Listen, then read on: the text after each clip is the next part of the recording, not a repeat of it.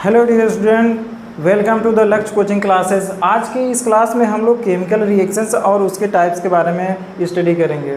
तो सबसे पहले हम लोग देखते हैं कि केमिकल रिएक्शन क्या होता है। यानी केमिकल रिएक्शन क्या होता है, यानी जब किसी नए पदार्थ का निर्माण हो यानी कोई सब्सटेंस दिया है, उसका ट्रांसफॉर्मेशन किसी नए पदार्थ में हो तो उसे ही क्या कहते हैं, केमिकल रिएक्शन।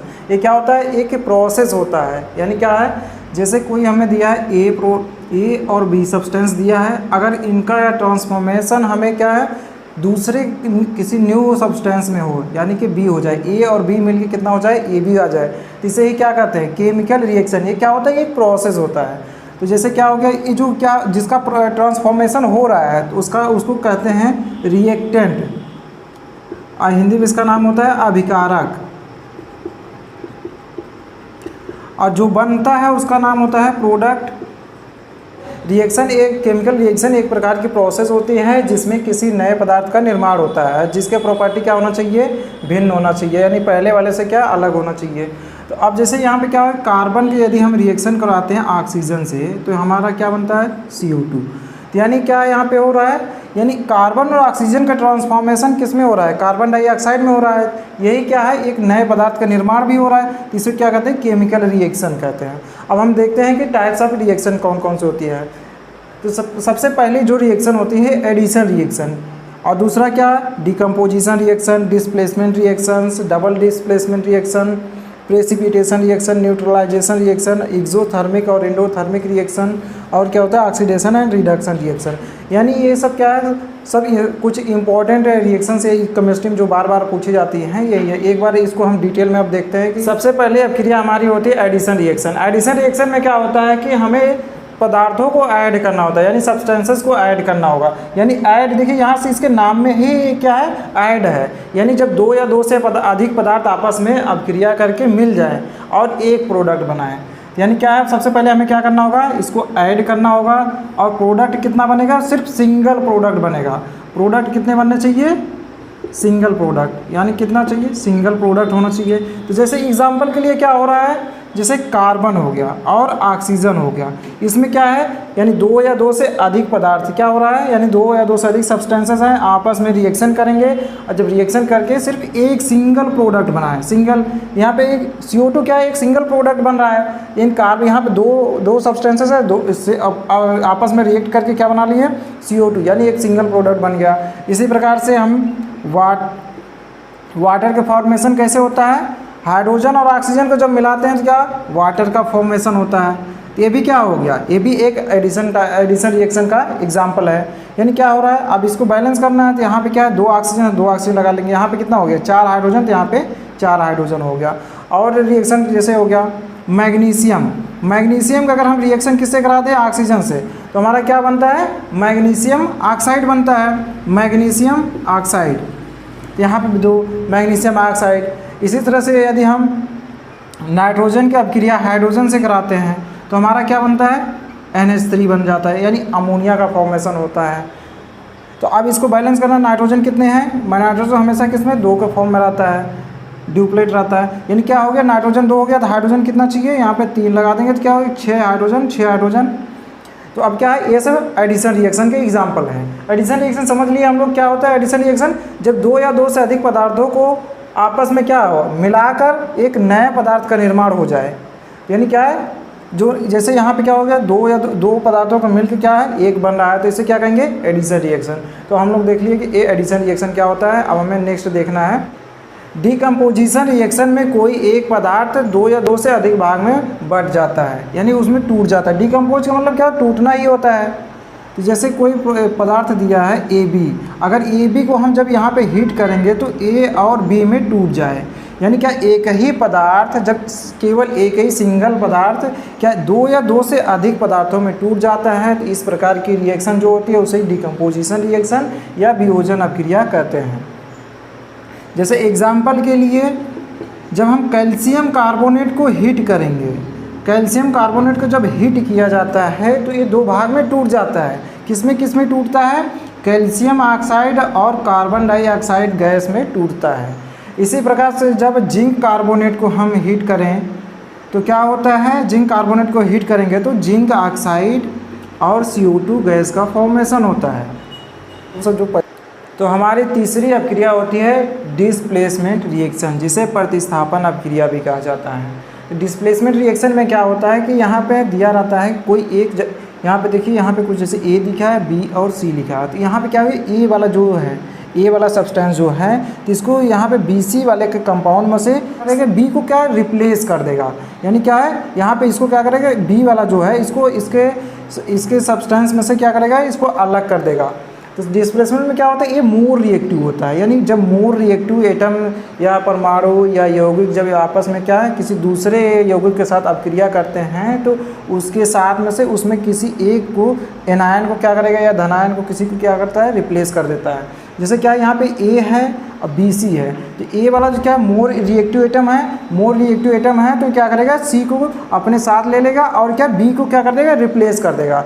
तो जैसे एग्जाम्पल के लिए क्या क्या होता है हमारा, जैसे यदि हम आयरन और कॉपर सल्फेट का विलयन ले लें तो क्या होता है, सोल्यूशन जब लेंगे इसका, तो यानी कॉपर सल्फेट जो होता है ये सल्फेट को क्या अपने साथ ले जाएगा और कॉपर को क्या करेगा, यानी क्या करेगा, डिस्प्लेस्ड कर देगा। यानी डिस्प्लेस्ड कैसे करेगा, जैसे आयरन सल्फेट बनेगा और क्या बनेगा, कॉपर बन जाता है। यानी क्या, ये मोर रिएक्टिव क्या है, ये मोर रिएक्टिव एटम है। तो मोर रिएक्टिव आयरन क्या होता है, मोर रिएक्टिव एटम होता है, और ये क्या है, कॉपर लेस होता है। यानी जब जो मोर रहता है वो क्या करेगा, लेस वाले को रिप्लेस कर देगा, यानी यहाँ पे खुद अपने आकर जुड़ जाएगा और ये वाला क्या है, इसको अलग कर देगा। तो यहाँ देखिए इसमें अलग हो गया।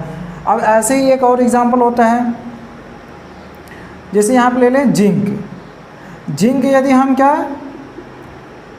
या फिर CO3, जिंक और कार्बन, जिंक क्या है और यहाँ पे क्या है, आयरन कार्बोनेट है। तो अब क्या करें, जिंक क्या होता है इसमें, अब जिंक और जब आयरन में कंपेयर किया जाता है तो जिंक वाला ज़्यादा रिएक्टिव होता है। जब ये जिंक ज़्यादा रिएक्टिव हो तो क्या करेगा, इसको इसके विलयन से रिप्लेस कर देगा। तो यहाँ से क्या जाएगा, जिंक और क्या बनेगा, इसको हटा देगा, तो यहाँ पर क्या बन जाएगा, CO3 और प्लस क्या बनता है, Fe बनता है। तो अब क्या हमें पता कैसे चलता है कि कौन मोर रिएक्टिव है और कौन लेस रिएक्टिव है। यानी दो सब्सटेंस दिया रहेगा, एक क्या होता है मोर रिएक्टिव रहेगा, एक लेस रिएक्टिव रहेगा। जो मोर रिएक्टिव होता है वो क्या होता है, इसके एनायन पार्ट को रिप्लेस कर देता है। यानी क्या करेगा, इसको क्या अपने साथ जोड़ लेगा और इसको क्या करेगा, रिप्लेस कर देगा इसको। यानी क्या है, अब हमें ये पता कैसे चलेगा क्या कौन मोर रिएक्टिव होता है कौन लेस, उसके लिए हमें याद करना होता है ये रिएक्टिविटी सीरीज। यानी क्या है, सबसे पहले क्या होता है, यानी ऊपर जितने भी ऊपर रहेंगे वो क्या हो, ज़्यादा अभिक्रियाशील रहेगा और नीचे वाले जो होते हैं सब लेस अभिक्रियाशील रहेंगे। जैसे क्या होता है, ऑर्डर क्या होता है इसका, जैसे सबसे पहले क्या होता है, पोटेशियम आता है, sodium, calcium, magnesium, aluminium, zinc, iron, tin, lead, फिर हाइड्रोजन, फिर ये सब क्या होते हैं, लेस रिएक्टिव होते हैं। क्या, कॉपर, मरकरी, सिल्वर और गोल्ड, ये सब लेस रिएक्टिव रहेंगे। सबसे पहले एग्जाम्पल यहाँ पे लिखा हुआ है कि क्या आयरन है और कॉपर सल्फेट है। जब इसका रिएक्शन कराएंगे तो इसमें डिस्प्लेसमेंट कैसे होगा, देखिए आयरन कहाँ पे आ रहा है, आयरन यहाँ पे है और कॉपर ये नीचे साइड में, यानी जो ऊपर है कॉपर पे, यानी क्या है, आयरन जो है कॉपर से ऊपर पे सीरीज में आता है, ये ज़्यादा रिएक्टिव होगा। जब ज़्यादा रिएक्टिव रहेगा तो क्या करेगा, इस कॉपर को डिस्प्लेस्ड कर देगा, यानी इसको प्रतिस्थापित कर देगा, यानी आयरन सल्फेट बन जाएगा, कॉपर बन जाएगा। अब इसमें जिंक और आयरन में देखने हैं, जिंक और आयरन में कौन ज़्यादा क्रियाशील होता है, जिंक यहाँ पे है और आयरन, यानी कि जिंक ज़्यादा क्रियाशील है। तो जिंक जब ज़्यादा ऊपर आता है, ज़्यादा क्रियाशील है, तो क्या है, जिंक है इसको कार्बोनेट को अपने साथ ले जाएगा और क्या है, ये आयरन को डिस्प्लेस्ड कर देगा। इसे जब कॉपर सल्फेट और जिंक को देख रहे हैं तो जिंक तो हमेशा ही कॉपर से ऊपर रहता है, तो क्या करेगा, इसको इसके अभिक्रिया से, यानी क्या है, इसके सोल्यूशन जो रहता है इसका कॉपर सल्फेट सोल्यूशन, जिंक इसको डिस्प्लेस कर देगा कॉपर को, यानी कॉपर को अलग कर दिया। रिएक्शन में क्या होता है, इसमें क्या होता है, कैटायन और एनायन का एक्सचेंज हो जाता है। इसमें क्या है, आपस में क्या हो, इंटरचेंज हो जाएंगे। पहले ये क्या होता है, कैटायन एनायन, ये क्या है, कैटायन और एनायन है, तो इसमें क्या हो रहा है, सब आपस में बदल जाते हैं। इसका अभी जो ए है इसके साथ डी के साथ जुड़ जाएगा और बी वाला जो है सी के साथ जुड़ जाएगा, तो यही क्या होता है, डबल डिस्प्लेसमेंट रिएक्शन होता है। इसमें क्या है, एनायन और कैटायन आपस का स्थान जो होता है, प्लेस होता है, उसको इंटरचेंज कर लेते हैं। तो इसका एग्जांपल में जैसे हमें लेना है तो क्या, AgNO3 का जब रिएक्शन हम NaCl के साथ करवाते हैं तो हमें क्या होता है, इसमें आपस में क्या हो रहा है, चेंज हो जाएंगे। एनायन ए प्लस में, ए माइनस में होता है, ए प्लस में होता है, ए भी माइनस में होता है। तो क्या करेगा, सिल्वर जो है ये किसके साथ जुड़ जाएगा, क्लोरीन के साथ। सिल्वर किसके साथ, क्लोरीन के साथ जुड़ गया और क्या है, Na और इसके साथ जुड़ जाएगा, NaNO3 बना लेगा। तो यही सब क्या होता है, डबल डिस्प्लेसमेंट। डबल डिस्प्लेसमेंट क्या हुआ, इसमें एनायन और कैटायन पार्ट आपस में क्या हो जाते हैं, इंटरचेंज हो जाते हैं। इसका एक एग्जांपल है, जब सिल्वर नाइट्रेट का अभिक्रिया सोडियम क्लोराइड के साथ कराया जाता है तो क्या सिल्वर क्लोराइड और सोडियम नाइट्रेट का फॉर्मेशन होता है। अब अगली रिएक्शन होता है एक्सोथर्मिक और इंडोथर्मिक रिएक्शंस। एक्सोथर्मिक क्या होगा और इंडोथर्मिक क्या होगा रिएक्शंस, यानी एक्सो से हम समझ लेंगे क्या है, एग्जिट। एग्जिट मीन्स क्या, जब इसमें क्या रहेगा, हीट का क्या हो, हीट हमको क्या एग्जिट हो, यानी किसी रिएक्शन में जब हमें क्या हीट को क्या हमें मिले, यानी इसका फॉर्मेशन हो रहा है हीट का, तो उसे क्या कहते हैं, एक्सोथर्मिक। इंडोथर्मिक मीन्स उसको जब रिएक्शन कराने के लिए हमें हीट की रिक्वायरमेंट होती है तो उसको क्या कहेंगे, इंडोथर्मिक। जैसे एग्जिट मतलब जो हमें क्या फॉर्मेशन होगा, यानी क्या है, जब कार्बन के रिएक्शन ऑक्सीजन के साथ करवाया जाता है तो हमें क्या बनता है, कार्बन डाइऑक्साइड गैस बनती है और हमें कुछ हीट मिलती है। इसमें क्या हुआ, जब कार्बन ऑक्सीजन को मिलाने के बाद हमें क्या हुआ, हीट मिल रही है, यानी ये जब बन रही है यानी एग्जिट हो रही है। तो एग्जिट हो रहा है तो इसे क्या कहेंगे, एक्सोथर्मिक रिएक्शन। इंडोथर्मिक क्या होता है, इंडोथर्मिक में होता है जो हमको रिएक्शन करवाने के लिए हीट की रिक्वायरमेंट हो, यानी बिना उसके हीट दिए उसको रिएक्शन पॉसिबल नहीं होगा। जैसे क्या होता है, कैल्शियम कार्बोनेट। कैल्शियम कार्बोनेट को जब हम क्या करते हैं, हीट करते हैं, जब कैल्शियम कार्बोनेट हीट करेंगे तो कैल्शियम ऑक्साइड और CO2 गैस का फॉर्मेशन होता है। इसमें क्या हुआ, ये ऊपर वाली अभिक्रिया में क्या हुआ, हीट हमें मिल रही थी इसीलिए इसका नाम होगा एक्सोथर्मिक। और सेकेंड वाले अभिक्रिया में क्या हो रहा है, इसमें क्या हीट देना पड़ रहा है हमें, जब बाहर से ही हीट देंगे तभी दो भाग में टूट रहा है ये, इसे क्या कहेंगे, इंडोथर्मिक रिएक्शन। जब क्या है इसमें ये देखिए पहचानते कैसे कब एक्सोथर्मिक आएगा कब इंडोथर्मिक आएगा। एक्सोथर्मिक कब होता है, एक्सोथर्मिक जब होता है जब बॉन्ड का फॉर्मेशन हो, कोई नया पदार्थ जब बनता है। अगली अभिक्रिया हमारी होती है न्यूट्रलाइजेशन रिएक्शन, यानी उदासीनीकरण अभिक्रिया। इसमें क्या कब होता है ये रिएक्शन, जब क्या अम्ल और क्षार दिए रहते हैं तभी होता है। यानी क्या रहेगा, कोई अम्ल क्या होता है जो H+ आयन देता है और क्षार क्या होता है जो OH- देगा। तो इसमें क्या होता है कि जो अम्ल का कुछ प्रॉपर्टी रहेगा और क्षार का, तो उसको क्या कर देता है, उदासीन बना, न्यूट्रल कर देता है, यानी ना तो वो पदार्थ बनने अभिक्रिया होने के बाद ना तो एसिडिक रहेगा ना तो बेसिक रहेगा। तो जैसे क्या, सबसे पहले जब एसिड का रिएक्शन हम बेस के साथ में करवाते हैं तो हमारा फॉर्मेशन होता है सॉल्ट और वाटर का बनेगा, सॉल्ट और वाटर का फॉर्मेशन होता है।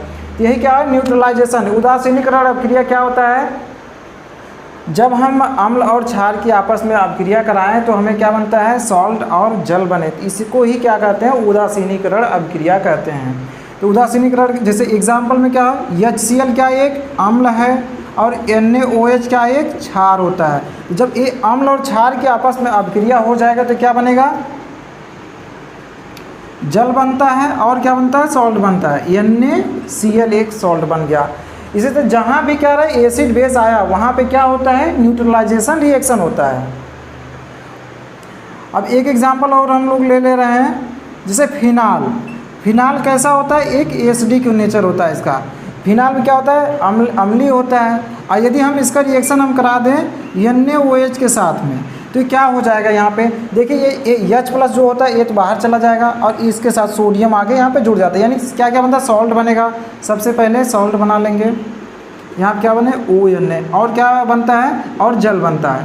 तो यही क्या है, उदासीनी। अब हमारी अगली रिएक्शन होता है प्रेसिपिटेशन रिएक्शन, यानी इसको हिंदी में प्रक्षेपण अभिक्रिया भी कहते हैं। प्रक्षेपण अभिक्रिया या प्रेसिपिटेशन अभिक्रिया क्या हो, जब कोई प्रक्षेप का फॉर्मेशन हो तो उसे क्या कहेंगे, प्रक्षेपण अभिक्रिया। जैसे जब हम सिल्वर नाइट्रेट की अभिक्रिया सोडियम क्लोराइड के साथ करवाते हैं तो हमें क्या होता है, यहाँ पे सिल्वर क्लोराइड के एक अवक्षेप प्राप्त होता है, प्रेसिपिटेट प्राप्त होता है। सिल्वर क्लोराइड का क्या है, प्रेसिपिटेट का बनेगा, सिल्वर क्लोराइड का एक अवक्षेप बनेगा और सोडियम नाइट्रेट।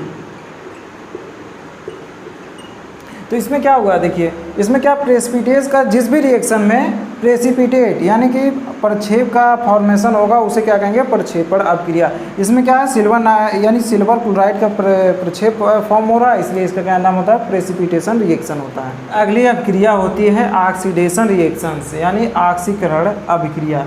तो ऑक्सीकरण अभिक्रिया में क्या क्या होता है, देखिए सबसे पहले क्या है, यदि किसी अभिक्रिया में ऑक्सीजन जुड़ रहा हो, यानी कि एडिशन ऑफ ऑक्सीजन, तो उसे क्या कहेंगे, ऑक्सीकरण अभिक्रिया। यदि ऑक्सीजन नहीं जुड़ रहा होगा तो कोई इलेक्ट्रोनेगेटिव एटम जुड़े तब भी क्या रहेगा, ऑक्सीकरण अभिक्रिया रहेगा। यानी कि या तो इलेक्ट्रोनेगेटिव एटम जुड़े या ऑक्सीजन जुड़े तब भी या क्या होता है, ऑक्सीडेशन रिएक्शन। या तो इलेक्ट्रोपॉजिटिव, जैसे क्या इलेक्ट्रोपॉजिटिव एटम क्या क्या होते हैं, जैसे सोडियम हो गया, मैग्नीशियम हो गया, आयरन हो गया, ये सब क्या हो, उसमें किसी भी अभिक्रिया में वो सब निकल जाए तब भी क्या रहेगा, ऑक्सीडेशन रिएक्शन। और क्या होता है, एक रिमूवल ऑफ हाइड्रोजन, जब किसी अभिक्रिया में हाइड्रोजन भी निकल रहा है तो उसे क्या कहेंगे, ऑक्सीडेशन रिएक्शन कहते हैं। और ये लास्ट में एक और होता है, उसको क्या कहते हैं, ऑक्सीडेशन नंबर जब इंक्रीज करेगा। ऑक्सीडेशन नंबर यदि पहले यदि 2 था अभी 3 हो गया तो क्या बोलेंगे, इसमें क्या हो रहा है, ऑक्सीडेशन हो रहा है। तो अब इसको एक एग्जाम्पल के द्वारा समझेंगे तो जल्दी से समझ में आएगा क्या होता है। यदि हम क्या कर दें, कार्बन है, कार्बन में यदि हम ऑक्सीजन को जोड़ दें तो यहाँ पे क्या CO2 बनता है। तो यानी कार्बन में देखिए ऑक्सीजन जुड़ रहा है, तो कार्बन में जब ऑक्सीजन जुड़ रहा है तो यहाँ पे क्या हो जाएगा, यहाँ पे ऑक्सीडेशन हो गया, यानी कार्बन के क्या हो गया, ऑक्सीडेशन हो रहा है। तो यही क्या हो गया, ऑक्सीडेशन रिएक्शन हो गया। और इसमें क्या हो जाए, एक और एग्जांपल लेते हैं, जैसे हाइड्रोजन में जब हम क्या दें, क्लोरीन को जोड़ते हैं तो क्या हो रहा है, ये क्या क्लोरीन क्या होता है, मोर इलेक्ट्रोनेगेटिव एटम होता है।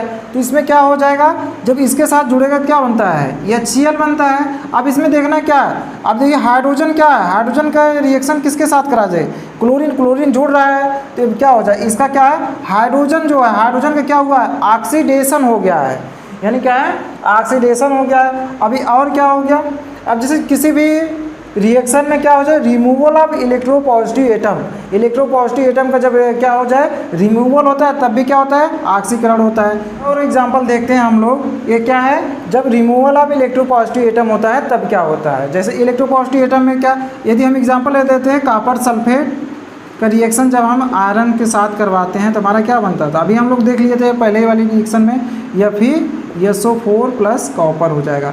इसमें क्या हो रहा है, देखिए तो ये क्या है, इलेक्ट्रोपॉजिटिव एटम था ये पहले, तो ये क्या हो रहा है, इलेक्ट्रोपॉजिटिव एटम क्या हुआ, जब क्या है, जुड़ रहा है, देखिए क्या हो, इसके साथ में आकर जुड़ गया तो यानी क्या हो जाएगा, आयरन का क्या हो गया, ऑक्सीडेशन हो गया है। ये भी क्या है, ऑक्सीडेशन रिएक्शन है। अब जैसे रिमूवल ऑफ हाइड्रोजन कब होता है, जैसे एक एग्जांपल लेते हैं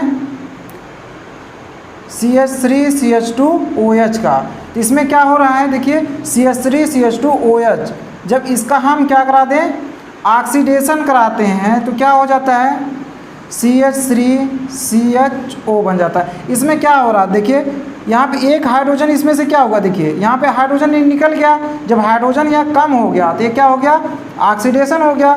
और तीसरा देखते हैं, जब ऑक्सीडेशन नंबर इंक्रीज हो जाए, ऑक्सीडेशन नंबर ये ऊपर वाले में यही देख लेते हैं। जैसे ऑक्सीडेशन नंबर, पहले देखिए जब कोई ऑक्सीडेशन नंबर क्या होता है, जब किसी परमाणु तत्व या यौगिक के ऊपर जो आवेश लिखा जाता है उसे क्या कहते हैं, ऑक्सीडेशन नंबर। देखिए यहाँ पे आयरन है, तो आयरन के ऊपर पहले कुछ था नहीं था, तो अभी इसको ऑक्सीडेशन नंबर 0 है, तो 0 से अभी यहाँ पे क्या हो गया, +2 हो गया है। ये सब हम आगे अगले क्लास में देखेंगे कि इसको ऑक्सीडेशन नंबर कैसे निकालते हैं। तो यहाँ 0 से कितना, +2, यानी क्या ऑक्सीडेशन नंबर में इंक्रीज हो गया, इसलिए क्या आयरन का क्या हुआ, ऑक्सीडेशन हुआ है। अगली रिएक्शन होता है रिडक्शन रिएक्शन या अपचयन अभिक्रिया। इसमें क्या होता है, वे सभी अभिक्रियाएं जिसमें क्या हो, ऑक्सीजन यानी ऑक्सीजन का क्या हो, रिमूवल हो, यानी ऑक्सीजन निकले या कोई इलेक्ट्रोनेगेटिव एटम निकल जाए। और क्या, हाइड्रोजन और इलेक्ट्रोपॉजिटिव एटम जब जुड़ जाता है तो उसे क्या कहेंगे, रिडक्शन रिएक्शन। रिडक्शन रिएक्शन में एग्जाम्पल लेते हैं, जब क्लोरीन का अभिक्रिया किससे करा दें, हाइड्रोजन से, तो क्या बनता है, HCl बनता है। तो अब यहाँ पे क्या हो रहा है, हाइड्रोजन क्या हो रहा है, जुड़ रहा है। जब हाइड्रोजन जुड़ता है तो उसे क्या कहते हैं, रिडक्शन रिएक्शन। तो देखिए क्या एक ही रिएक्शन में ऑक्सीडेशन और रिडक्शन दोनों भी हो सकता है। यानी अभी ये वाला इसमें क्या हो रहा है, क्लोरीन का क्या हो रहा था, देखिए यहाँ पे इसका क्या है, यहाँ पे 0 से क्या हो रहा है, +1 जा रहा है, यानी क्या हो रहा है, इसको क्या ऑक्सीडेशन हो रहा है, तो इसका क्या हो रहा है, रिडक्शन हो रहा है। तो अब इसमें क्या है, एडिशन ऑफ हाइड्रोजन, यानी हाइड्रोजन जब ऐड करेगा तो किसका रिडक्शन हो रहा है इसमें, यानी क्लोरीन का क्या हो रहा है, रिडक्शन हो रहा है, यानी रिडक्शन रिएक्शन। अब क्या होता है, addition of electropositive atom, electropositive atom जब जुड़ेगा तब भी क्या होता है, रिडक्शन होता है। इसी प्रकार से रिमूवल ऑफ ऑक्सीजन, जब ऑक्सीजन किसी पदार्थ से निकल जाता है तो उसे क्या कहेंगे, रिडक्शन कहते हैं। और क्या होता है, हमें इसको देखना, डिक्रीज इन ऑक्सीडेशन नंबर, इसको सबसे इम्पोर्टेंट ये है, जब ऑक्सीडेशन नंबर क्या होता है, घटता है तो क्या होता है, रिडक्शन होता है। जैसे एक एग्जांपल ले लेते हैं हम लोग, यहाँ पे क्या हुआ, पोटेशियम ब्रोमाइड का जब रिएक्शन क्या क्लोरीन से कराया जाता है तब पोटेशियम क्लोराइड और क्या है, ब्रोमीन बनती है। तो इसमें क्या हुआ है, देखिए यहाँ पे क्लोरीन का ऑक्सीडेशन नंबर सबसे पहले कितना है, 0 से कितना हो रहा है, -1 हो जा रहा है। और पोटेशियम यहाँ पे, पोटेशियम तो सेम है लेकिन ब्रोमीन यहाँ पहले -1 से क्या हो जा रहा है, 0 हो जा रहा है। तो इसमें क्या हो रहा है, देखिए यानी ब्रोमीन का ऑक्सीडेशन नंबर क्या हो रहा है, बढ़ रहा है, और क्लोरीन का ऑक्सीडेशन नंबर क्या हो रहा है, घट रहा है। तो ये क्या हो गया, ये क्या हो, रिडक्शन किसका, पोटेशियम ब्रोमाइड जो है उसका क्या हो रहा है, ऑक्सीडेशन हो रहा है, और क्लोरीन का क्या हो रहा है, इसमें रिडक्शन हो रहा है। तो अब एक होता है रिडॉक्स रिएक्शन। रिडॉक्स रिएक्शन क्या होता है, ऐसी अपक्रिया जिसमें क्या हो, ऑक्सीडेशन और रिडक्शन साथ साथ चले, उसे क्या कहते हैं, रिडॉक्स रिएक्शन। जैसे इसी अपक्रिया में देख समझ लीजिए, इसी एग्जांपल में क्या हो रहा है, जैसे क्या है, ब्रोमीन की क्या हुआ, ऑक्सीडेशन हुआ, और क्लोरीन क्या हुआ, रिडक्शन हुआ। तो इसे क्या कहेंगे, इस पूरी अपक्रिया को क्या कहते हैं, रिडॉक्स रिएक्शन कहा जाता है।